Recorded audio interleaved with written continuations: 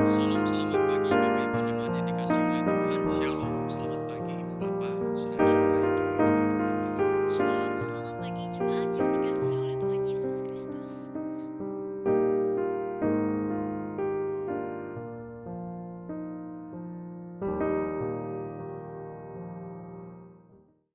Shalom, selamat pagi Ibu Bapak, saudari-saudara yang diberkati Tuhan.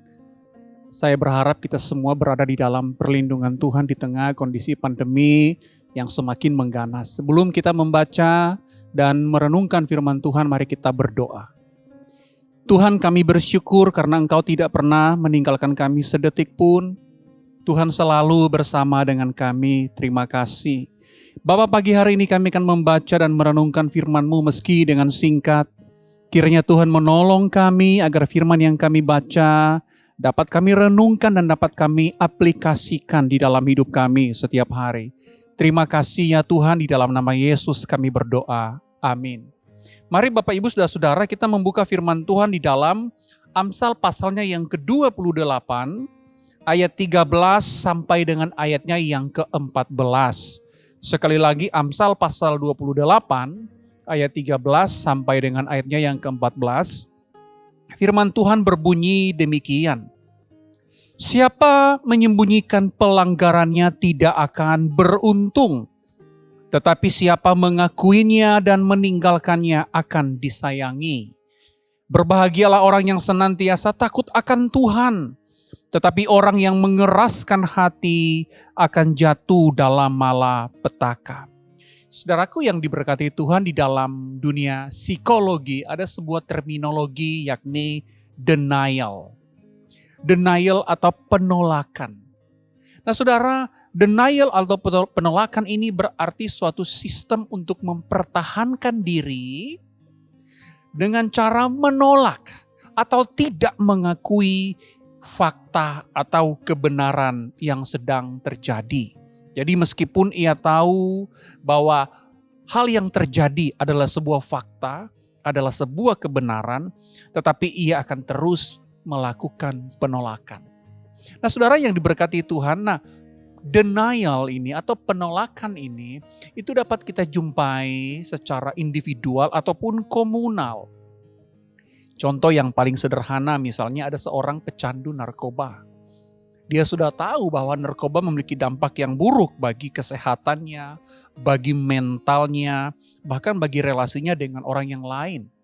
Tetapi dia tidak peduli, dia merasa baik-baik saja dengan kecanduan narkoba tersebut. Atau contoh yang lain saudara-saudara, misalnya pada beberapa tahun yang lalu, ada seorang pendeta, pemimpin sebuah gereja yang cukup besar. Tiba-tiba pendeta ini kena serangan jantung dan meninggal dunia. Tetapi jemaatnya menolak fakta bahwa sang pendeta ini meninggal dunia. Mereka percaya bahwa pendeta ini akan bangkit lagi. Sehingga kemudian mereka berkumpul, mereka berdoa bersama dan sambil berseru bangkit, bangkit, bangkit kepada jenazah sang pendeta itu saudara-saudara. Tetapi sang pendeta itu tidak bangkit-bangkit. Alhasil beberapa hari kemudian jenazah sang pendeta itu baru dimakamkan. Nah saudaraku yang dikasihi Tuhan, orang atau komunitas yang memiliki sikap denial ini atau sikap penolakan terhadap kebenaran ini sangat berbahaya saudara-saudara. Mengapa sangat berbahaya? Karena dia sulit mengenal kebenaran.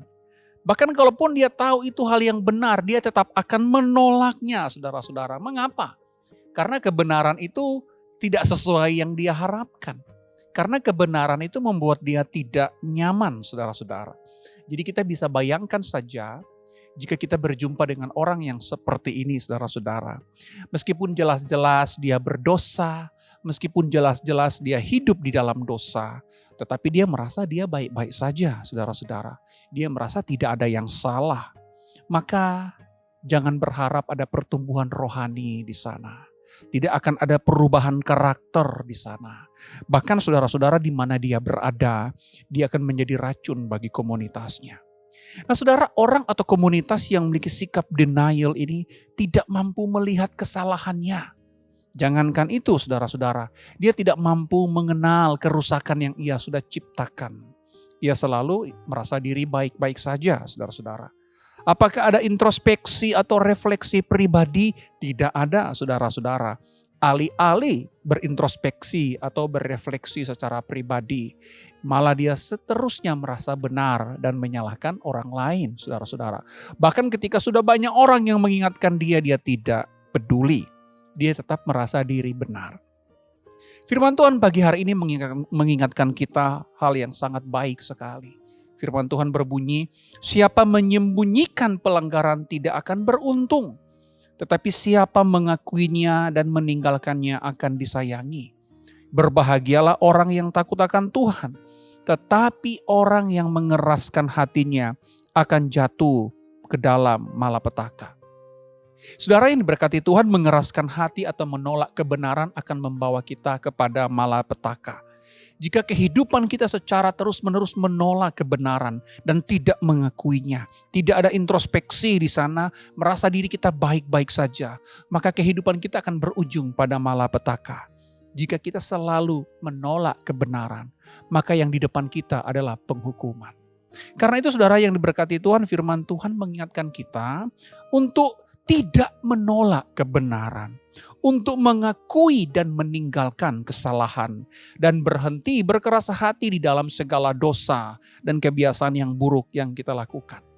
Saudaraku yang diberkati Tuhan, hidup yang dibaharui hanya bisa dialami jika ada pengampunan.